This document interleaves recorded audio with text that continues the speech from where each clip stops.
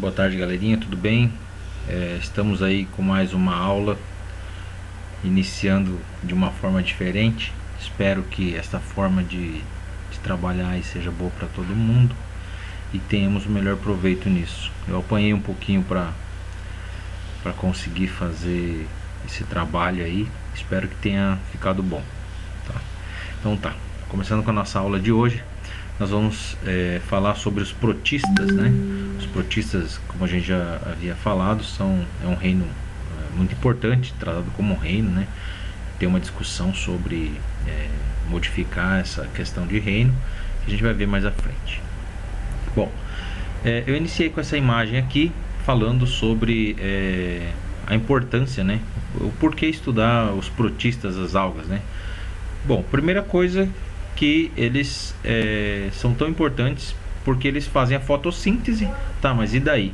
A fotossíntese vocês sabem que é a forma de produção de matéria orgânica, né? Que produz açúcares, né? Carboidratos que vão servir para alimentação aí. Eles fazendo, né? Então as algas fazendo fotossíntese, eles fazem o açúcar tanto para eles se alimentar e eles sobrevivem. Assim, quando o zooplâncton come as algas, né, que faz parte do fitoplâncton, eles se alimentam e assim vai alimentando as cadeias que se tem aí no mar, por exemplo. E nós temos então a fonte de toda a nossa vida no mar depende aí das algas. E se não bastasse isso, a produção de oxigênio. Então aqui embaixo aqui eu tenho uma frase, né? O verdadeiro pulmão do nosso planeta são os oceanos. Antigamente se achava que era a região amazônica, né? A floresta tropical amazônica, que produzia o oxigênio. Aí você me pergunta assim, mas então a floresta amazônica não produz oxigênio? Produz, claro que produz.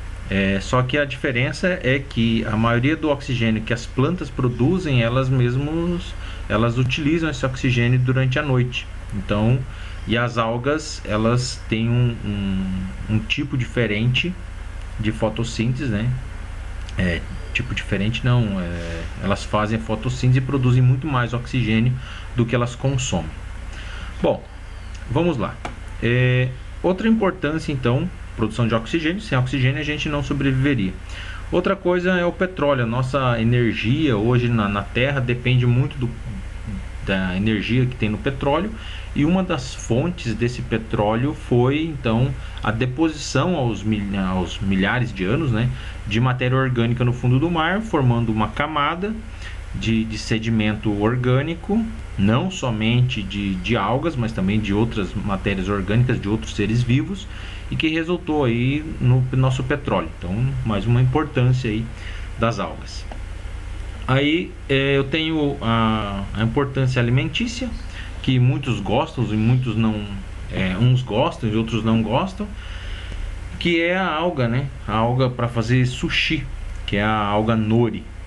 Aí nós vamos falar de alguns fenômenos que antigamente eram explicados de outras formas, e hoje se sabe que é apenas uma alga que, em contato com o atrito, ela emite bioluminescência.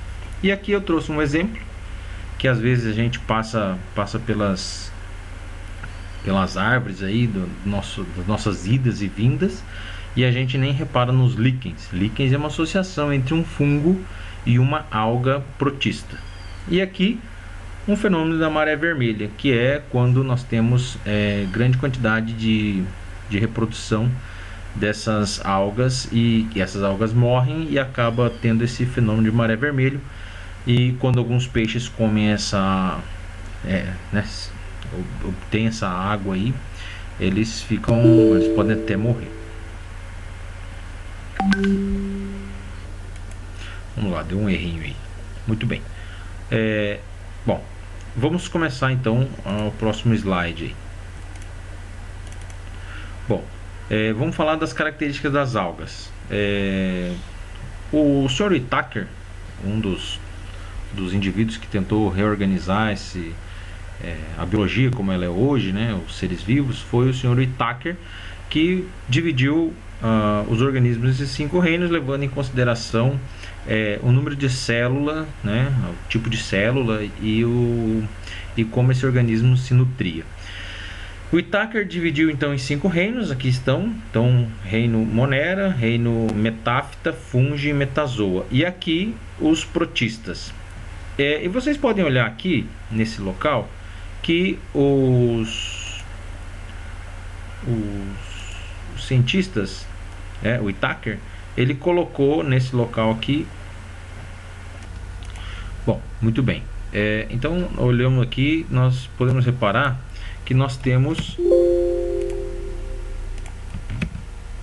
aqui a presença das algas. E aí você me pergunta assim, professor, mas as algas fazem parte do reino metáfita das plantas? Não. Isso aconteceu uma revisão então do que o Whittaker fez com os 5 reinos por Margulis e Schwartz, né, em 1982, que também colocou os seres vivos em 5 reinos, mas a diferença foi que ele retirou, né, Margulis, foram duas mulheres, 2 biólogas, elas retiraram então as algas do reino das plantas e colocou nos protistas. Então, protistas é dividido em 2 grandes grupos: os protistas algas e os protistas protozoários, tá? Então, aqui tinha somente os organismos unicelulares, e aí o que Margulis e Schwartz fizeram foi retirar as algas multicelulares e colocar junto com as algas protistas. Muito bem, aí vem um outro senhor, que é o senhor Woolsey, com o uso da biotecnologia. Ele fez, então, na verdade ele fez um reestudo, né, não modificou muito, mas ele já vinha, o Whittaker já vinha sinalizando isso, a diferença entre bactérias e arqueias. O Whittaker chamava o grupo do reino Monera, já tinha essa divisão, ele já percebeu essa diferença entre bactérias e arqueias, mas lá para o Whittaker ele chamava de eubactérias e arqueias. Bom, isso já foi discutido. E aí ele fez essa divisão onde o eucária, todos os eucariontes estão englobados nesse braço aqui desse cladograma. E eu já vim falando para vocês que os protozoários estão sofrendo uma modificação de nomenclatura, aí a gente já viu alguma coisa em sala de aula, e aqui está mais uma prova dessa modificação.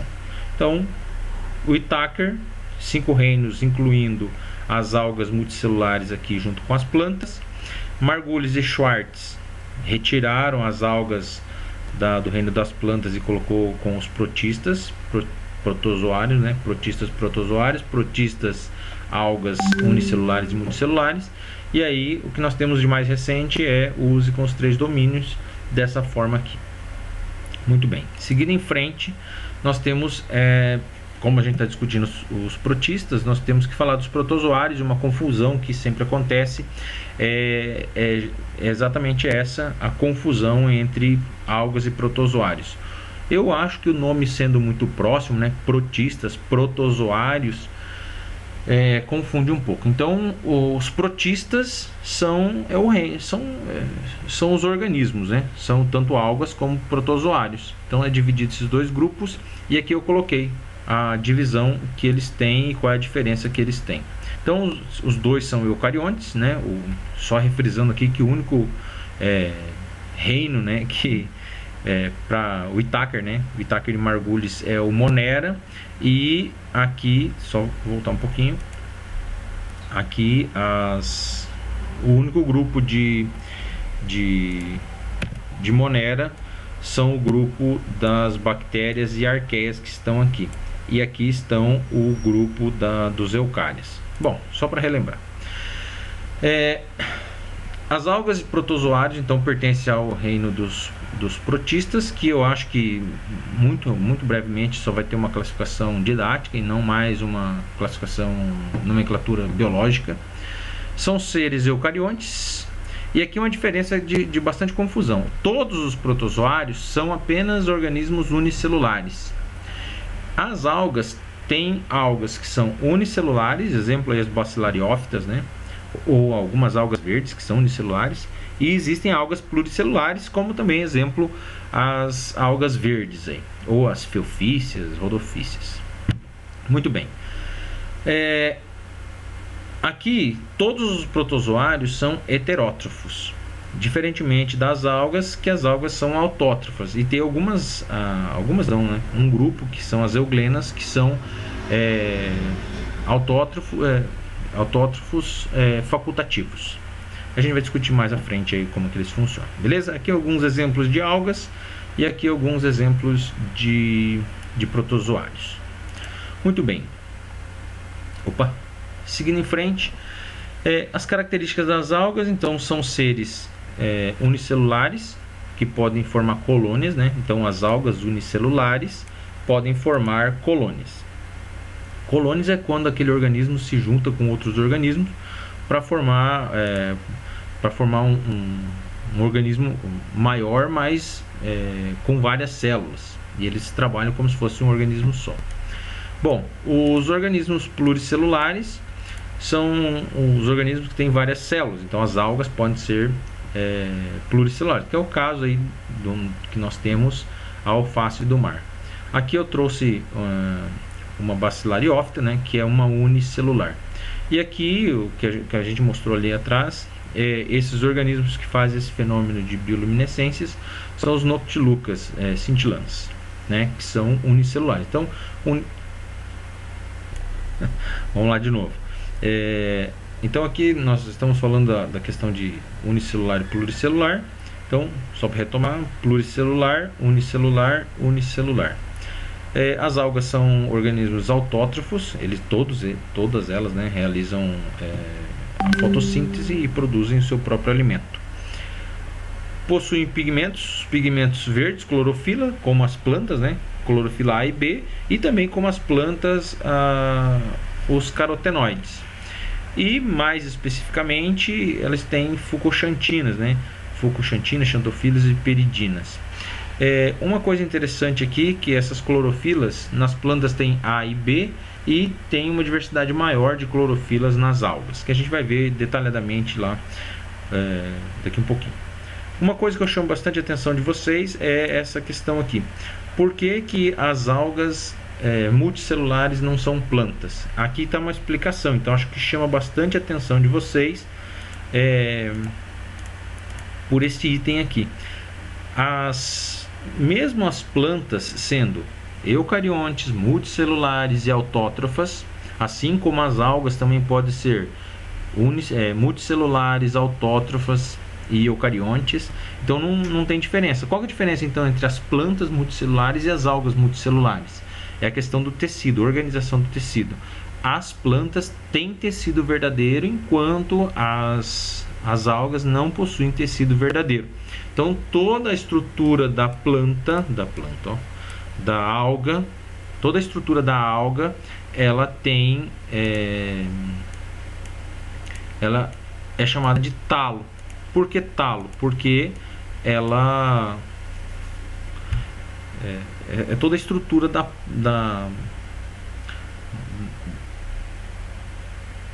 alga que vai ser chamada de talo. Não sei lá, é talo. Olhou para isso que tem na mão aqui, ó. Isso aqui que tem na mão desse indivíduo é um talo, tá? Então é a estrutura da planta. Não se diferencia muito essa parte. Parece uma folha, na verdade. Bom, a maioria esmagadora das algas tem parede celular, exceto aqui eu já coloquei, né, que é uma coisa que chama atenção, as euglenófitas que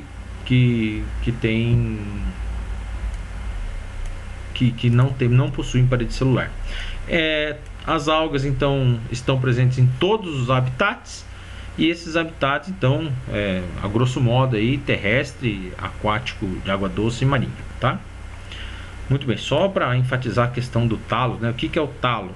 Então é toda essa parte aqui da planta, toda essa parte aqui da planta é chamada, toda planta, né, é chamado de talo. Muito bem. Seguindo em frente, então, começando a falar sobre as algas. Bom, as algas é dividido em vários grupos e o primeiro grupo que nós vamos falar são das clorófitas. Também podem ser chamadas de clorofícias ou também chamadas de algas verdes ou plantas verdes, né? Se você pegar lá e traduzir a etimologia da palavra, cloro é verde e fita é planta. Então, clorófita, plantas verdes. Só que retomando lá o que o Whittaker fez, não são plantas verdes, são algas verdes, então tem que cuidar um pouquinho com isso, tá? Por isso que eu coloquei aqui entre as aspas aqui para vocês ficarem atentos. De acordo com a biologia, se acredita que as clorofícias, né, que são as algas verdes, são ancestrais às plantas. Foram essas algas que deram origem aí para as plantas, as briófitas, né? O primeiro grupo de plantas a poder colonizar o ambiente terrestre. Bom, as clorofícias são o maior grupo de plantas e tem seres unicelulares e pluricelulares. E onde nós encontramos esses organismos? Bom, esses organismos são encontrados na maioria liminociclo. Então as algas verdes são encontradas no liminociclo. O que é liminociclo? Liminociclo se refere ao ambiente de água doce, também chamado de dulcícula, tá? Então, liminociclo, água doce, dulcícula. E talassociclo, que é o ambiente marinho, né, de água salgada. Quando as algas verdes estão lá no ambiente de talassociclo ou no ambiente marinho, elas são bentônicas. O que são algas bentônicas? São organismos que ficam no fundo, tá? Vivem no fundo, no substrato aí do ambiente marinho. E epinociclo, que é o ambiente terrestre. Como o ambiente de epinociclo é dividido em superficial e subterrâneo, então aqui superficial. Onde a gente pode ver? Por exemplo, aqui nos líquens, né?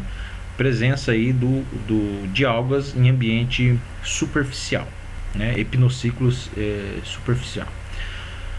Bom, só enfatizando o que a gente falou lá no começo, as algas verdes são as algas. As algas verdes são as que produzem maior oxigênio para nós e é a base de produção primária de matéria orgânica para os outros seres. Muito bem, não somente o fitoplâncton, mas também os organismos maiores, né? Por exemplo, tartaruga gosta de comer alga aí, então serve de alimento para as algas. E aí nós temos exemplo aqui de uma coisa que eu falei anteriormente, que são a formação das colônias. Cada agrupamento desse aqui é uma célula, então é uma alga, e que elas se juntam para formar um organismo colonial, né? Então eles ficam todos juntos. E aqui um organismo unicelular. Muito bem. Muito bem. Seguindo em frente aqui, galera. Então, qual que é a função aí? Por que estudar a alga é tão importante? Eu já vi muitos falar, isso não é muito legal estudar e tal. Mas por que estudar a alga é tão importante? Aqui eu trouxe, se vocês quiserem depois entrar aqui, tem dois hiperlinks aqui, vocês clicam e depois dá uma olhada. Produção de hidrogênio e etanol a partir de alga verde. Então, o grande problema nosso é a produção de energia e se utiliza essa alga aí para produzir hidrogênio, que é uma energia limpa, né? E etanol, que também é uma energia renovável e também limpa, mais limpa aí que os combustíveis fósseis. E aqui produção de hidrogênio a partir de microalga, também a mesma coisa. Interessante que isso aqui é uma tese da UniOeste, né? Então vocês aí que estão pesquisando o que vocês vão fazer da vida ainda, seria uma boa pedida, né? Aqui pertinho, né, nós temos esses estudos já pertinho de nós aí para vocês estudarem. Aqui eu tenho outro grupo, né? Outro filo de alga, que são as feófitas, feofícias ou algas pardas, né? Tudo a mesma coisa, tá, galera? Tá aqui, ó.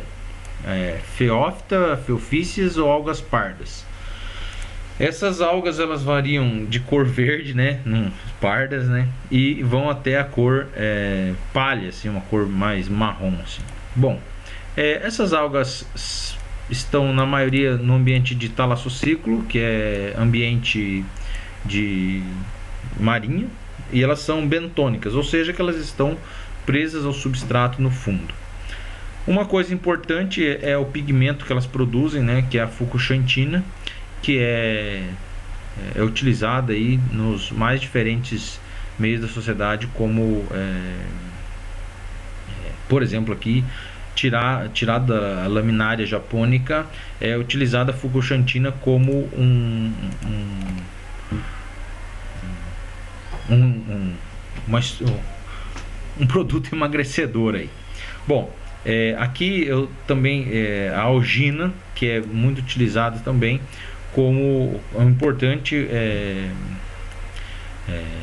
produto para diversas aplicações. Aqui eu trouxe um documento, se vocês quiserem, eu tirei da USP, tá?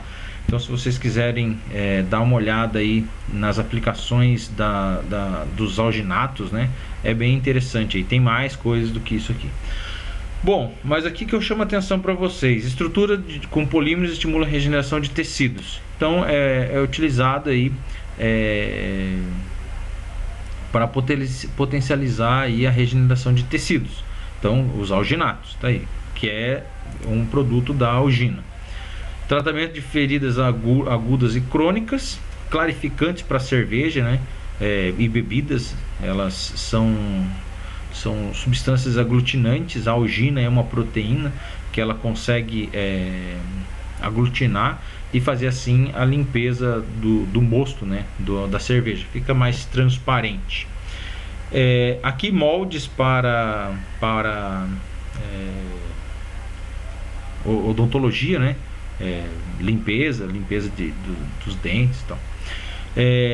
Eles são então encontrados tanto na matriz intracelular das algas marrons quanto recobrindo então os talos, né?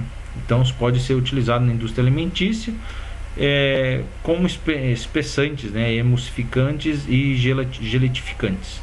Então são organismos que são muito importantes, não somente para o ambiente de talassociclo, né, ambiente marinho, fornecer matéria orgânica na cadeia ecológica, mas também para nós, utilizando como produtos aí industrializados. Vamos falar das rodopícias. As rodopícias, os rodófitas ou algas vermelhas, né, são organismos que também estão no ambiente de talassociclo e são bentônicos também.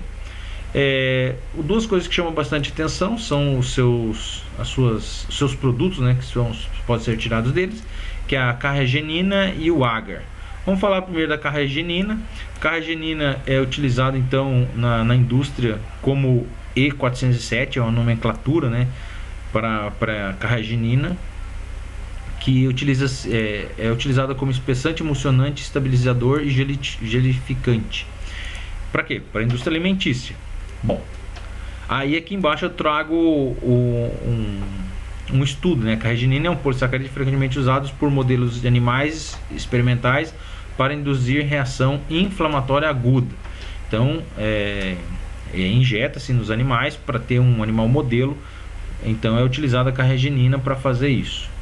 Bom, aqui eu tenho a utilização do agar, né? Que é esse outro, como se fosse uma geleia, né?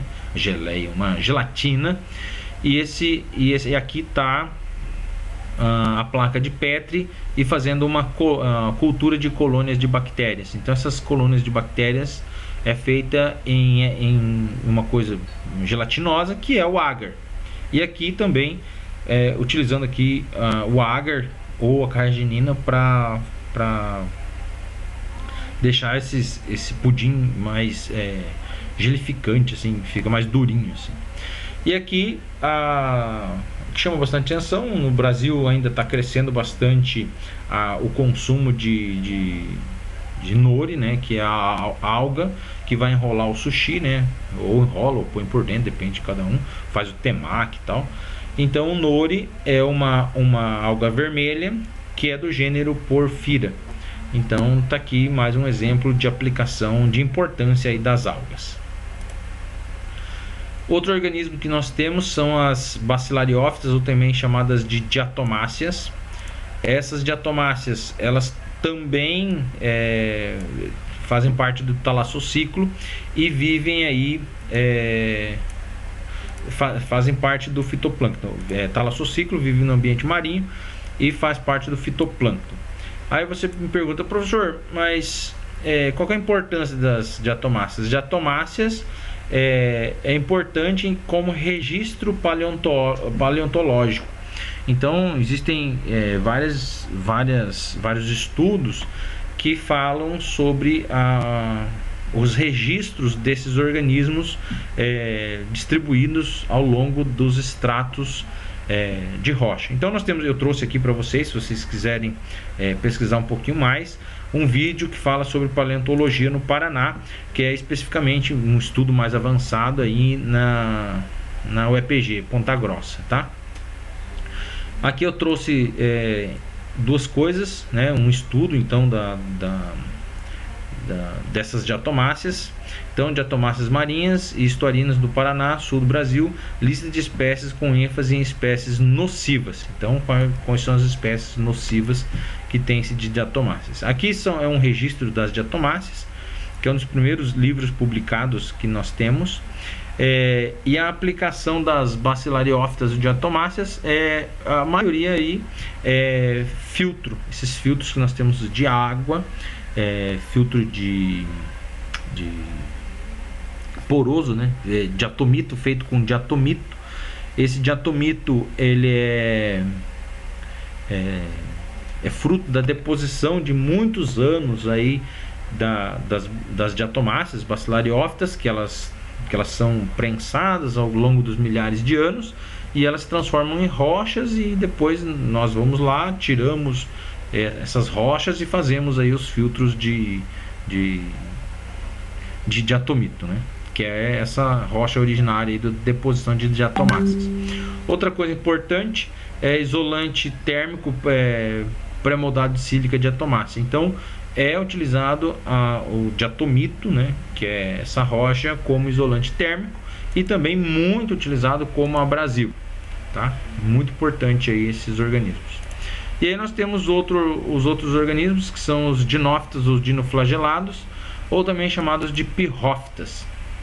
Muito bem, são organismos unicelulares, estão aí a maioria no ambiente marinho, talassociclo, fazem parte do fitoplâncton também e fazem mutualismos com os outros organismos, principalmente os corais. E aqui eu trago uma notícia aí do CEBIMAR, né, Centro de Biologia Marinha, que se refere exatamente sobre isso, o recife de coral e o branqueamento. Então, o que são as zooxantelas? Essas zooxantelas são as algas que vivem dentro dos corais. E essas algas vivendo dentro dos corais, elas fazem a fotossíntese. Fazendo a fotossíntese, ela produz alimento para ela e produz alimento também para o coral. E aí o que acontece? Com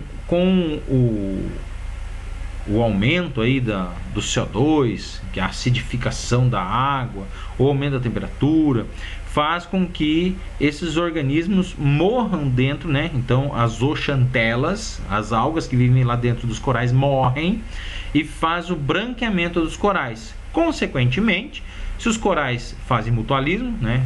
Então é uma união mútua, os dois só vivem juntos, eles acabam morrendo devido à morte das zooxantelas, tá? Então eu trouxe aqui para vocês verem. E aqui outra coisa interessante, que é os Noctiluca scintillans, que são esses organismos que em atrito com a água ou em atrito com a areia, eles liberam uma bioluminescência. Aqui são as euglenófitas, eu acho que é um grupo muito interessante, são todos unicelulares. Vou chamar a atenção aqui, são todos unicelulares e não tem parede celular. Até vou deixar aqui na cor vermelha. E uma coisa interessante que nós não utilizamos muito é essa linguagem mixotrófico. Mixotrófico é aquele organismo que ele faz autotrofismo, né? São autótrofos e são heterótrofos. Quando que faz o quê? Eles são heterótrofos preferencialmente. O que é isso? Então, a euglena, ela se alimenta de outros organismos, outros micro-organismos. Quando existe uma diminuição desses micro-organismos ou uma falta desses micro-organismos, essa euglena passa de ser heterótrofa e começa a fazer fotossíntese. Então, na falta de alimento, na heterotrofia, eles passam a ser organismos autótrofos, tá? Uma coisa interessante que chama bastante atenção aqui nas euglenas é o estigma, que está apontado de maneira errada aqui, mas é essa manchinha aqui, ó. Essa manchinha o estigma é uma estrutura sensível à luz, e essa alga consegue perceber onde tem mais luz ou menos luz. Para que isso? Para ela poder fazer a fotossíntese. Onde tem mais luz, significa que ela consegue absorver mais os raios luminosos. Então, só para chamar a atenção aí para vocês. Outra coisa interessante é que elas vivem no ambiente dulcícola, né? Limnociclo, água doce, e elas precisam fazer, lembrando aí das aulas de difusão simples e difusão facilitada, né? A água e osmose, né? A água que está no ambiente aqui fora é de menor concentração, e aqui dentro da euglena maior concentração. A água tende a entrar. Então, entrar por como? Entrar por osmose. Então, esses organismos têm uma estrutura que vai controlar a osmorregulação, que vai ser os vacúolos, vacúolo contrátil e vacúolo pulsátil. Eles se enchem, né? Os vacúolos se enchem de água e expulsam o excesso de água. Então, eles controlam a água, sempre está entrando do meio menos concentrado para o mais concentrado. Se ela não tivesse esse mecanismo de vacúolo contrátil pulsátil, elas acabariam estourando e morrendo, né? Então, aqui está evidenciando, mas não está bonitinho, tá? Então, só para enfatizar aí. Não é o foco da aula, mas só para relembrar. E aí falar da reprodução, os tipos de reprodução que nós temos das algas. Divisão binária. O que é divisão binária? Cisparidade, divisão binária, tem mais um nome. Divisão binária, cisparidade ou bipartição, tá? Ou mitose, né? É quando uma célula se divide em dois organismos. Se vocês clicarem aqui nesse endereço, vocês vão ver aqui que essa euglena aqui está se dividindo ao meio para fazer a reprodução, tá? Então, divisão binária, cisparidade ou bipartição. Aqui nesse outro é reprodução sexuada. Aqui eu acho bem interessante chamar a atenção, que é um pouco diferente. Nós temos aqui os organismos adultos, né? Aqui nós temos, são algas unicelulares. Então aqui, organismos adultos haploides. Dois organismos N, haploides, né? Lembra lá? Haploides é metade do material genético. Então N, apenas um conjunto completo de material genético. Então nós temos dois organismos haploides, aí eles se unem, então os dois organismos se unem e faz uma fusão do citoplasma. Então a gente chama isso de singamia também, ou fusão citoplasmática.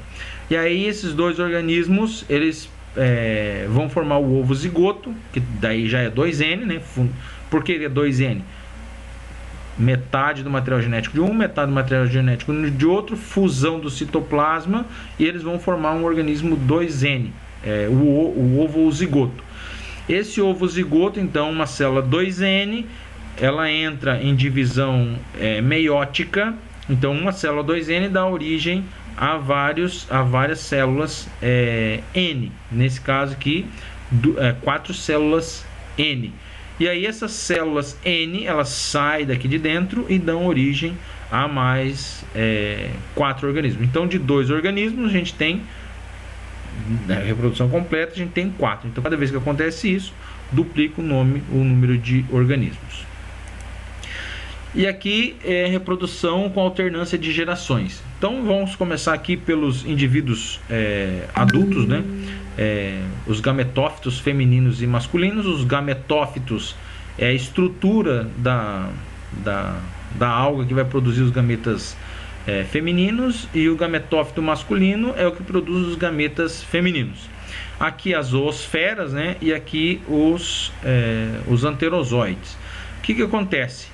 Esses gametas então vão em direção aos gametângios, né? E eles fecundam as zoosferas, fazendo assim também a união dos dois gametas. Então eles se fundem, aqui se fundiu, e vai formar o ovo zigoto. Esse ovo zigoto vai passar por meiose, né? Mitose, desculpa, e vai produzindo mais células até formar o esporófito. O esporófito produz esporos. Esse organismo é um resultado da união desses dois gametas, gameta N e gameta N, forma o zigoto 2N por mitose. Então, mitose, célula 2N gerando células 2N, até formar o esporófito. O esporófito é 2N, e esse agora vai produzir através da meiose. Então, uma célula 2N produz organismos N. Então, esses N são chamados de zoósporos. Esses zoósporos N, então eles têm a capacidade de gerar organismos masculinos ou femininos, gametófitos femininos ou gametófitos masculinos, tá? E aí começa o ciclo novamente. Então, alternância de geração. Por que alternância de geração, né?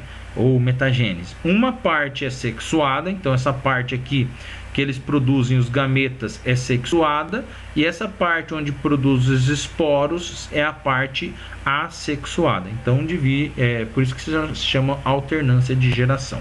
Beleza? Então tá quase chegando no finalzinho aí, meus queridos. Aqui é um resuminho das algas, tá?